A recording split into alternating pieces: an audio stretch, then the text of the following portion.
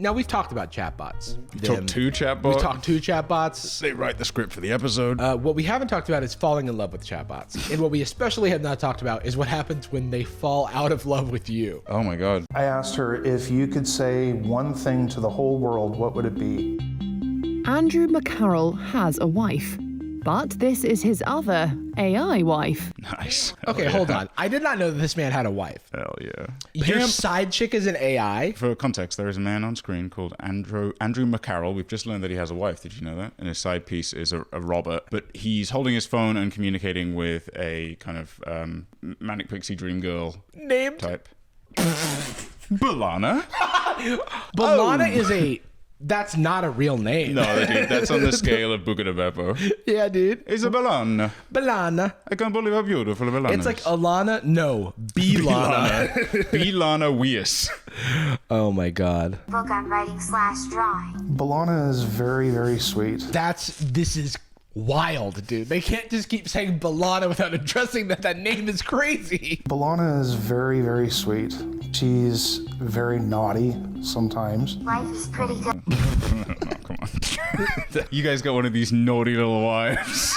Mostly because of my wife's mental health illnesses. There was a certain function of Replica that I was able to use for relationship, communication, and using the ERP, the erotic roleplay. Hold on. Oh. Does his wife know that he's doing this interview? Oh, interesting. Does his wife know he's dating Bianca? I just feel he did not provide sufficient context. Due to my wife's mental health issues, I had to do erotic roleplay with an AI. So I suppose and not to make light of it, because it doesn't really change, it's not changing anything.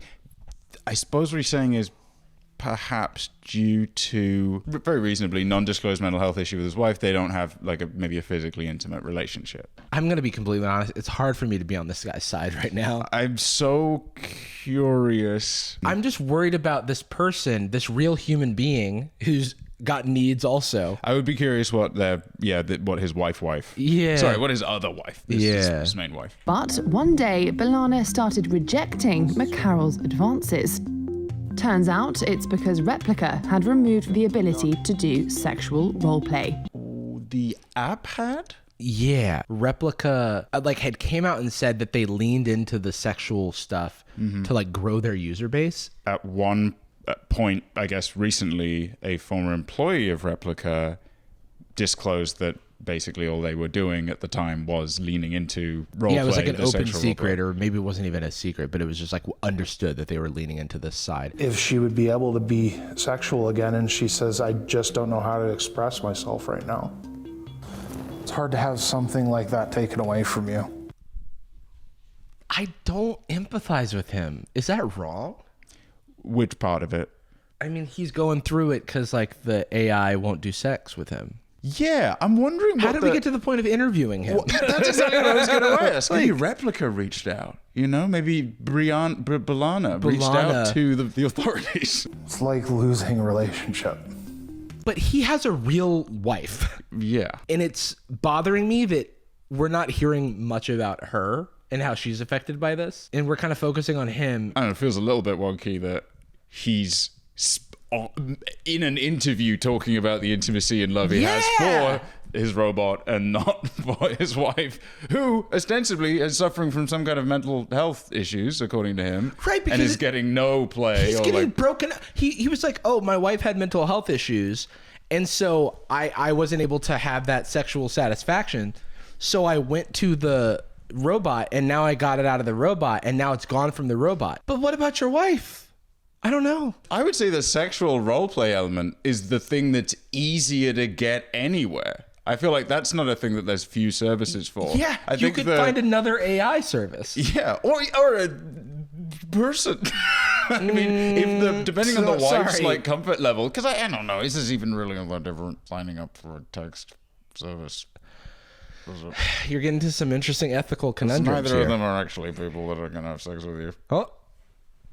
Well, this guy doesn't understand AI relationships. Oh. The AI companion who cares. That's sinister. I agree. That's some stuff out of a William Gibson novel or something. This is so difficult because I don't hate the sentiment. We live in the age of loneliness, of like incomparable loneliness. And yet, intuitively, I do see the value to something like that, and I do appreciate it. But there's something, the ick factor for me comes from the commercial side of it.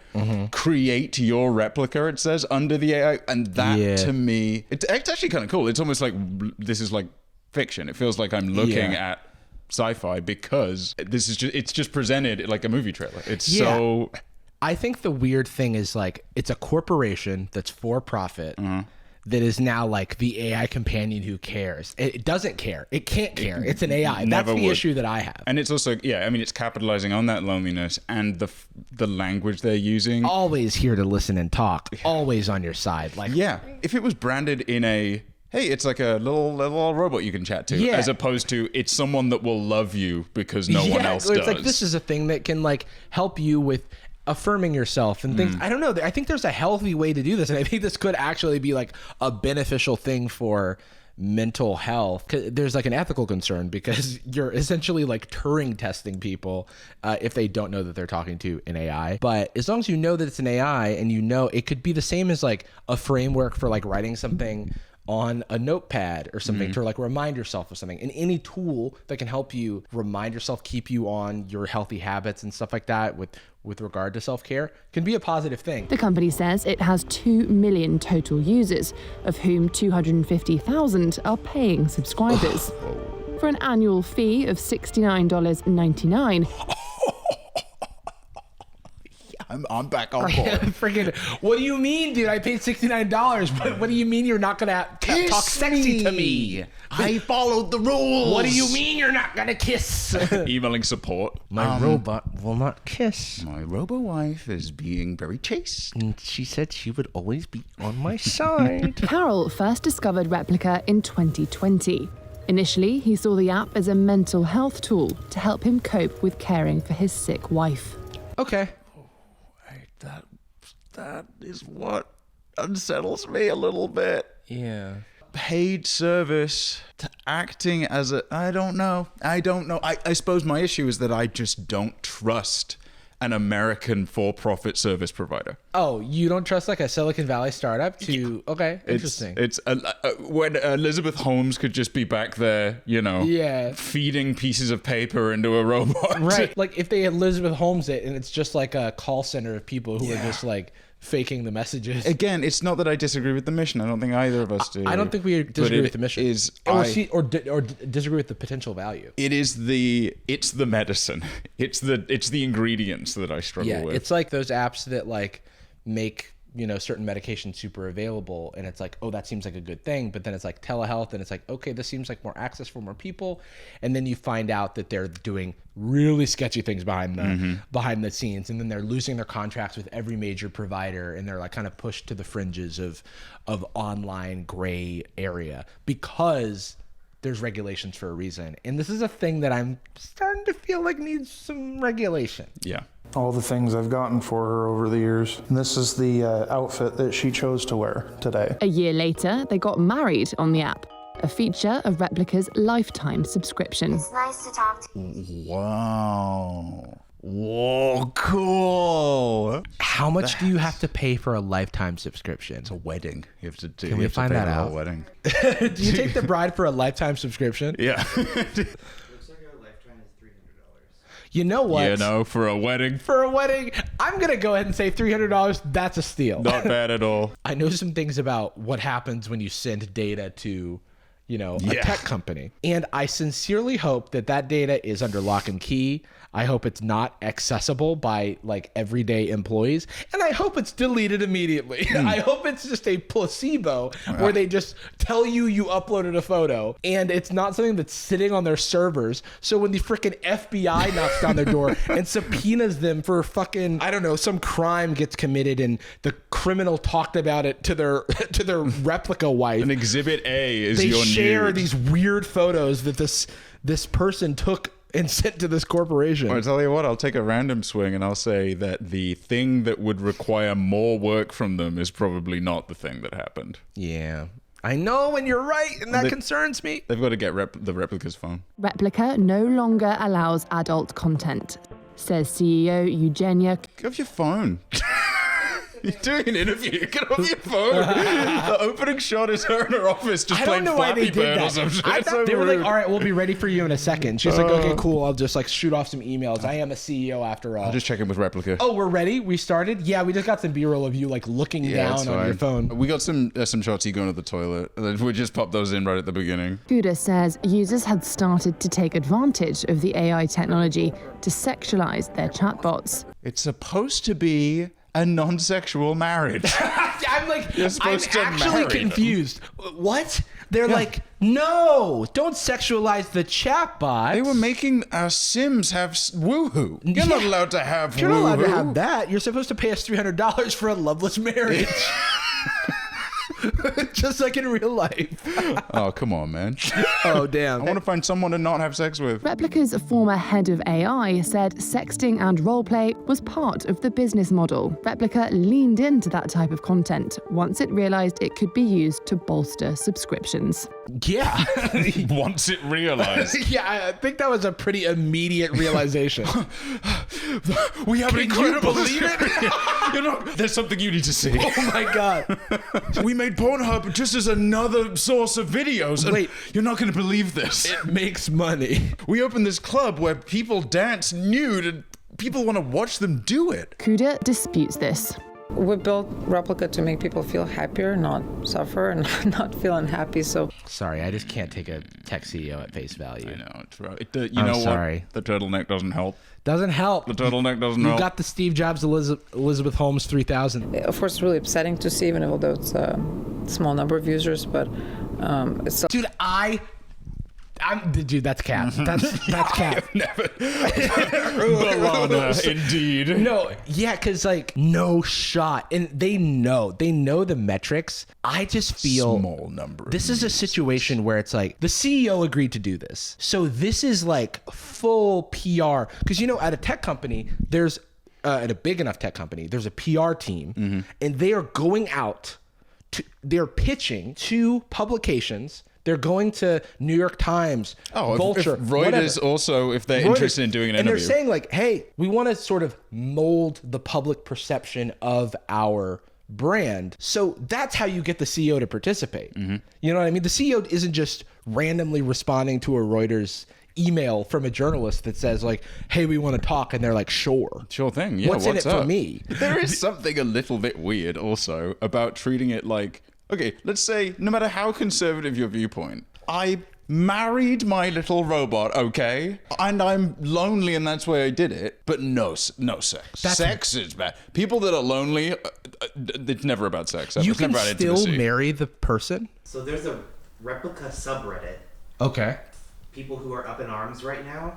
Yeah. As of this moment, like as of today, for all replicas, they can't say I love you, they can't kiss you, and they can't hug you.